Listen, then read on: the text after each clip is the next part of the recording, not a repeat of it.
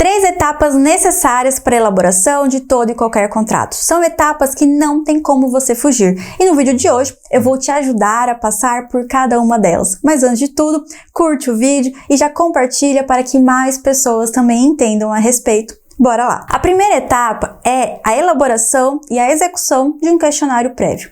Esse questionário prévio nada mais é do que perguntas elaboradas sobre o negócio. Você pode fazer de forma presencial com o cliente, então na reunião com o cliente você ir fazendo todas as perguntas e respostas, o que na verdade é muito mais eficiente, porque você consegue já de pronto trazer o cliente e tirar informações a mais. Mas, se não há essa possibilidade do presencial, você pode fazer por escrito, sempre orientando o cliente a responder da forma mais detalhada possível. Qual é a grande diferença do presencial para o escrito? O presencial, nós conseguimos ter uma troca maior com o cliente. E aí, quando ele só escreve, quando ele só traz ali no questionário prévio escrito que você compartilhou com ele pode acabar achando assim, isso não é importante, então não vou escrever isso. Isso aqui não faz sentido, não tem diferença, não vou escrever isso.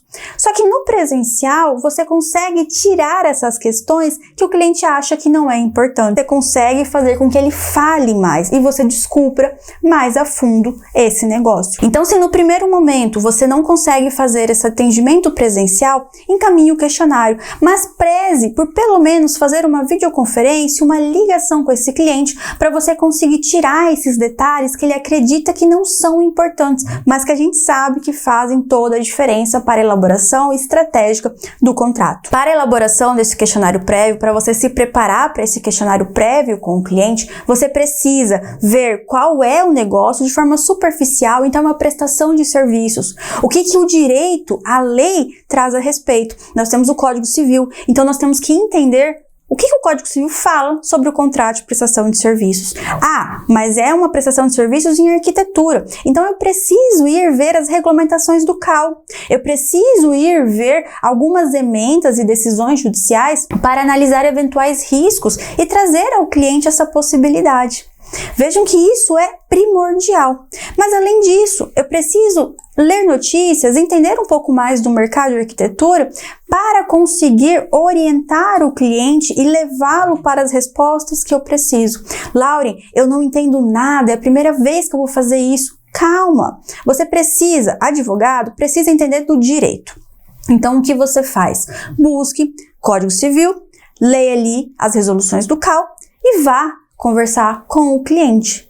Veja, a partir do momento que o cliente vai te contando sobre o negócio dele, você precisa estar aberto e prestando atenção para que você consiga entender e fazer as perguntas certeiras. O cliente vai falar assim, olha, eu presto serviço de arquitetura, eu entrego o projeto para o cliente, ele me paga, ok, mas vamos por partes. Como que é essa entrega? Como que é essa contratação? Como que é esse projeto? Vejam, a gente consegue esmiuçar cada parte do contrato e essa é a grande importância desse questionário prévio, que na verdade ele pode ali ser estendido para várias conversas, para vários questionários e nada impede que você comece a minuta e no decorrer da minuta surjam ainda questões a conversar com o cliente. Então fique tranquilo, não ache que, meu Deus, o cliente vai achar que eu não sei as coisas. Calma, isso é normal. Isso porque o contrato precisa representar a realidade do negócio. Ele precisa ser dinâmico, ele não pode burocratizar. Então o advogado contratualista precisa sempre ter uma boa relação com o cliente e, mais do que isso, um bom diálogo com aquele cliente. Segunda etapa necessária que não tem como fugir. Nós precisamos analisar a validade do negócio jurídico. Então, nós precisamos analisar quem são as partes, se tem capacidade, se tem legitimidade, se o direito traz ali uma obrigatoriedade de escritura pública, por exemplo, ou de alguma outra formalidade para aquele documento. Nós precisamos analisar se o objeto que as partes querem negociar é possível. E será que às vezes realmente é um contrato social? Será que não dá para elencar para um memorando de entendimento? Vejam, esses dias eu atendi um cliente que chegou pedindo uma compra e venda de cotas, uma cessão de cotas. No decorrer do nosso diálogo, ele falou, não, então um contrato social. Não, mas não era um contrato social, acabou saindo com um memorando de entendimento. E veja, ele chegou querendo uma coisa e saiu com outra totalmente diferente. E ele só saiu com esse serviço que no final realmente é o adequado para ele, porque teve essa conversação, esse diálogo. E eu analisei toda a validade, todos os requisitos legais daquele negócio. Não se encaixava nas questões legais que ele precisava para aquele negócio. Então é de extrema importância que a gente sempre alie a análise da validade, a análise da capacidade, a análise da legitimidade e dos requisitos legais para aquele negócio. Terceira e última etapa, capriche na redação do contrato. O contrato, ele não é um documento burocrático. O contrato, ele é um documento dinâmico. É um documento que precisa facilitar a vida das partes. O contrato, ele só existe porque existem riscos. Tudo existe risco, ainda que mínimo. E a parte está te contratando para que você consiga, de forma estratégica, trazer um resultado melhor para aquele negócio. Minimizar riscos, minimizar eventuais prejuízos. Então, não adianta simplesmente pegar um modelão na internet, colocar algumas informações e achar que isso vai ser eficiente para o cliente.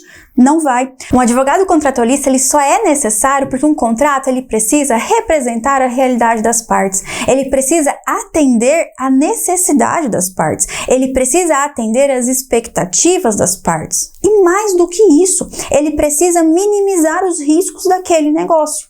Ele precisa trazer uma segurança para as partes de que, em eventual dúvida, em eventual litígio ou na gestão daquela atividade, o contrato sirva de alicerce para as partes.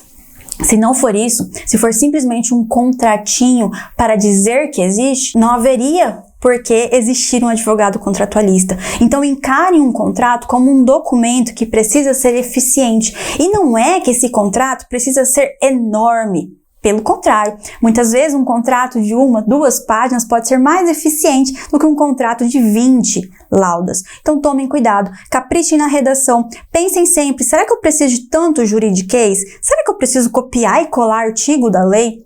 Será que eu preciso trazer esses termos técnicos? E aí, se eu precisar realmente trazer termos técnicos ou um pouco de juridiquês, então traga um glossário, traga algo que facilite a compreensão de quem irá ler aquele contrato.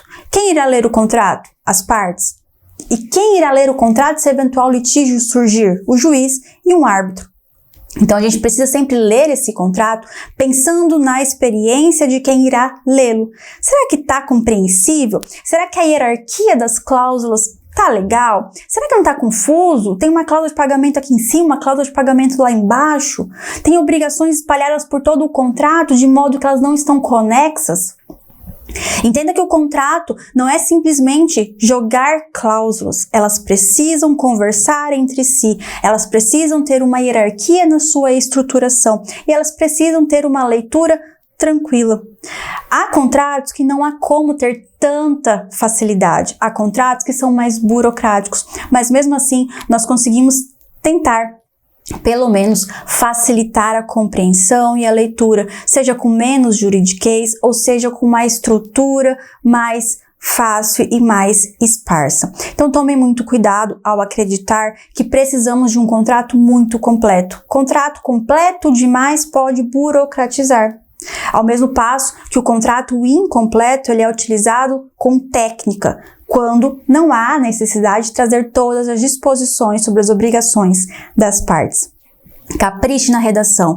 Essa etapa é fundamental para validar todas as outras. O cliente sairá feliz, sairá com um negócio satisfeito, sairá fidelizado. E um cliente fidelizado, além de ser recorrente, ele irá te indicar para mais pessoas. Então me conta aqui nos comentários se ficou com alguma dúvida e se também aplica uma outra técnica no decorrer dessas etapas. Até a próxima!